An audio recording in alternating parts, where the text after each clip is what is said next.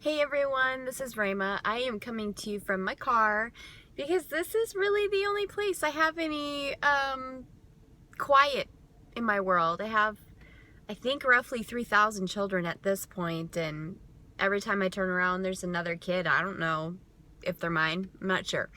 But I wanted to share really quickly something with all of you that God has really been walking me through and uprooting and dealing with me in my life. And maybe it'll help one of you who might be feeling or dealing with things that I have been dealing with this year. In July, there was a huge storm that blew through our neighborhood, and I wasn't home, I wasn't in town, but when I came home, a tree in our yard had been blown down in the storm, and it took out a big portion of our fence.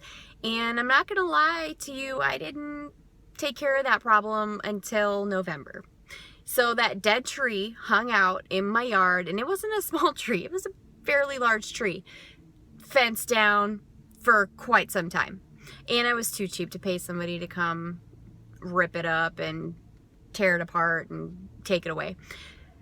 So the breaking point was actually I was standing in my backyard on my patio just looking at this mess, and I hated when people would come over and then we would go in the backyard and I would always have to apologize for this tree, this mess that my backyard, we were those neighbors, we were those people in that family. So one day I finally got fed up with it, and I went out there with a handsaw and I just took that tree apart and hauled it away. If I had known how to start the chainsaw, I would have used that, but I probably would have hurt myself. But as I did that, and as I put the fence back up and put all of the broken things back in place and hauled the dead things away, God began to speak to me about all of the dead things in my life that I am allowing to just occupy the yard space in my life. And I know I'm not the only person on the planet that is allowing toxic and unhealthy and dead things to occupy space in their life. This could be thought patterns, this could be habits or addictions, this could be relationships, this could be any number of things that are no longer life-giving that you are allowing to just take up space in your life. And I have been doing an inventory of my life for the past year of all of these unhealthy, toxic things that I have been allowing to just hang out without doing anything about it. And to be honest with you, the root of that for me personally has been fear. Fear of failure, fear of rejection, fear of people not liking me or approving of my decisions or my opinions. So mine personally has been fear motivated. But a lot of us are so guilty of allowing unhealthy things to just occupy space for far too long. You might be in a marriage that's unraveling and falling apart, and going into 2016, make a commitment to go seek some professional counseling that is long past due. Or if you have an addiction, it might be time that you go and get help for that. If you have really unhealthy thinking and thought patterns and just toxic thoughts, maybe it's time you go talk to a professional counselor about that, or really get to the root of the problem. Or maybe it's relationships in your life that are no longer life-giving. Maybe they are depleting your joy and your life and your health.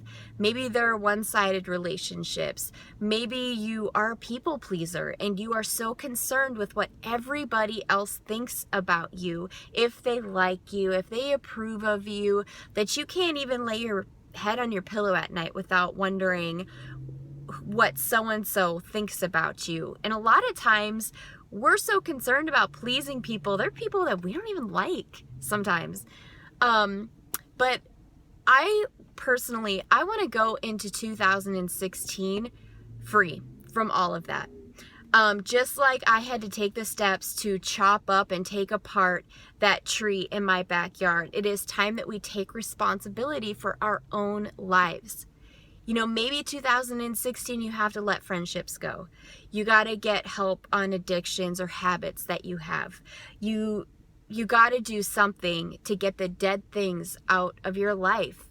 You know, it takes work. These things don't happen overnight. You know, I'm not a Jedi. You know, I couldn't just force the tree out of my yard. I had to go up there and take it apart and haul it out. It takes work to get the things out, but it's worth it because your mental health, your happiness is worth it. You know, that God has a plan and a purpose for each of our lives, and a lot of times we will sabotage that by fear, unhealthy thinking, habits, addictions, relationships.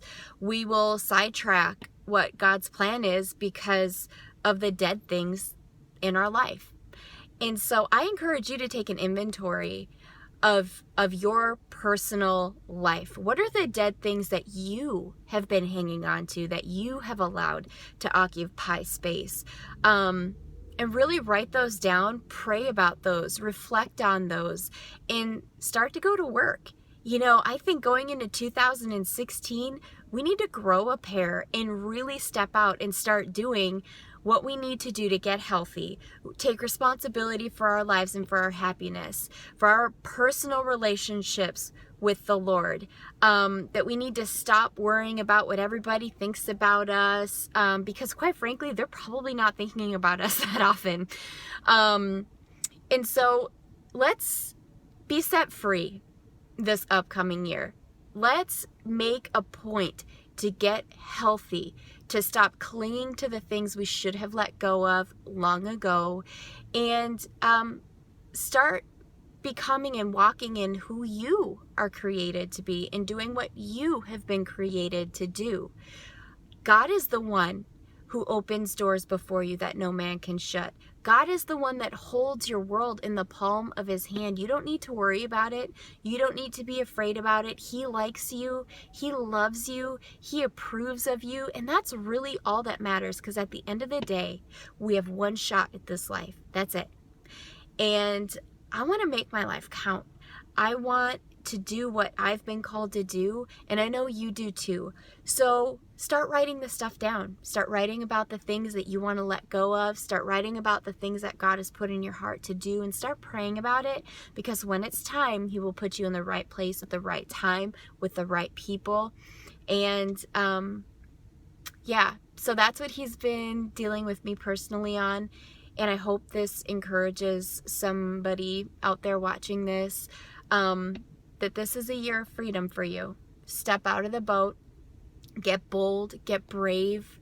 And I want to say something really quickly to somebody who might be stepping into a family situation where you got that family member that is always saying rude things to you. Maybe this is the year that you tell them how disrespectful and hurtful that they have been. Like, get brave, get bold. It's time. It's time that we set boundaries. It's time. It's time. So I encourage you, 2016, let's step out of the boat and let's let go of all the dead things in our life. Get it off your lot. Get it out of your yard. Stop letting it take up space where it doesn't belong. Have a good rest of your week.